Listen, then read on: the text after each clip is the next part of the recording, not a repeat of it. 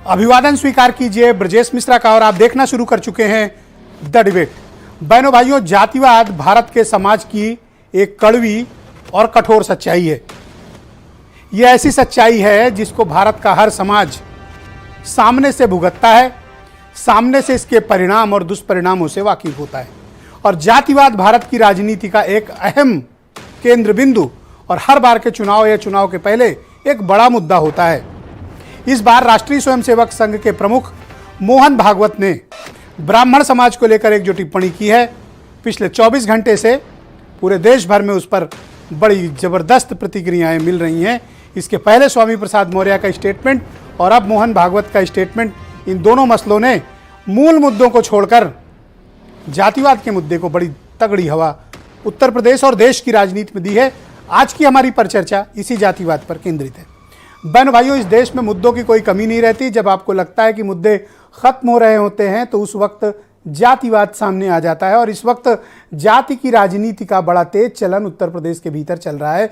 और इस जाति की राजनीति को बढ़ावा कहाँ मिल रहा है? नेताओं के बयान से। स्वामी प्रसाद मौर्य, उसके पहले प्रोफेसर चंद्रशेखर यादव और उसके पहले राजेंद्र पाल गौतम के मसले खत्म भी नहीं हुए थे कि बेहद महत्वपूर्ण और राष्ट्रीय स्वयंसेवक संघ के मुखिया मोहन भागवत का ब्राह्मणों के खिलाफ एक स्टेटमेंट आ गया। इस स्टेटमेंट में ब्राह्मणों के कामकाज, उनके तरीके और इतिहास और शास्त्र को लेकर उनके ज्ञान, जानकारी और समाज को वो क्या देते हैं, उसको लेकर बड़ी कठोर टिप्पणी की गई। हालांकि इस पर राष्ट्रीय स्वयंसेवक संघ की सफाई भी आ चुकी है। उन्होंने कहा पंडित शब्द का मतलब ज्ञानी से था, पंडित शब्द का मतलब ब्राह्मण से नहीं था। लेकिन पूरा देश जानता है कि पंडित मतलब ब्राह्मण होते हैं। लेकिन ये सफाई से पहले पूरे देश भर में मोहन भागवत के इस स्टेटमेंट को लेकर बड़ी जबरदस्त प्रतिक्रियाएं प्राप्त हो रही हैं। तो हिंदू समाज में ये भ्रांतियां कौन फैला रहा है? क्या ब्राह्मण समाज फैला रहा है? क्या जातिवाद को ब्राह्मण समाज फैला रहा है? अगर स्वामी प्रसाद मौर्य या दूसरे ओबीसी लीडर्स की माने तो हाँ, ब्राह्मण ही फैला रहे हैं। और आजकल ब्राह्मण सबके टारगेट में आ गए हैं। तो 14% वाली ये कम्युनिटी नेतृत्व विहीन क्या हुई कि इस पर चारों तरफ से हमले शुरू हो गए। इन हमलों के पीछे की वजह क्या है? और सभी के निशाने पर ब्राह्मण क्यों रहते हैं? क्या अतीत में इनके कुछ अत्याचार हैं या अतीत में बहुत डोमिनेशन रहा है सोसाइटी में, इस कारण ये चर्चा में है? या फिर एक बिखरा हुआ लावारिस वोट बैंक है जिसकी कोई पूछ नहीं है, जिसकी कोई इज्जत नहीं है, उसको लेकर किसी का भी स्टेटमेंट आ जाता है। तो ब्राह्मणों को लेकर इस तरह के बयानों के पीछे का मकसद क्या है? बहनों भाइयों, ये हमें राजनीतिक रूप से समझने की आवश्यकता होगी।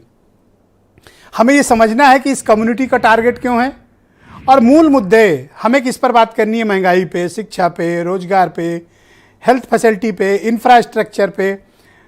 ग्लोबल इन्वेस्टर समिट होने जा रही है, हमें उस पर चर्चा करनी चाहिए कि उत्तर प्रदेश के निवेश और विकास का क्या माहौल है और हम एक समाज के रूप में उसमें क्या योगदान दे सकते हैं ताकि हमारे प्रदेश का रोजगार बढ़े, हमारे प्रदेश में लोगों की आमदनी बढ़े। लेकिन मैं देखता हूं कि जब भी ऐसे कुछ मसले होते हैं उसके पहले कुछ ना कुछ ऐसे स्कैंडल जाति के खड़े हो जाते हैं जो पूरी राजनीति की दिशा दशा को एकदम बदल देते हैं, तब्दील कर देते हैं। तो क्या कारण है इसके पीछे? हमें इसके कारणों को तलाशना होगा और इसके बारे में चर्चा और बात भी करनी होगी। बहनों भाइयों, अब 2024 का चुनाव बिल्कुल नज़दीक है। अब महज 385 दिन बचे हैं, 385 डेज। और उत्तर प्रदेश बहुत ही हाई प्रोफाइल कॉन्स्टिट्यूएंसी है जब आप जाति के वोट बैंक के हिसाब से बात करेंगे। औसत ये माना जाता है कि ब्राह्मण समाज 14% के आसपास का वोट शेयर उसका उत्तर प्रदेश में है। लेकिन यह कोई वोट बैंक नहीं है। इस समाज का वोटिंग पैटर्न बटा हुआ है, लेकिन अधिकांश इसका मेजर और लॉयन शेयर लंबे वक्त से भारतीय जनता पार्टी को मिल रहा है। लिहाजा भारतीय जनता पार्टी के पेरेंटल ऑर्गेनाइजेशन से आई इस टिप्पणी पर ब्राह्मण समाज आहत महसूस कर रहा है।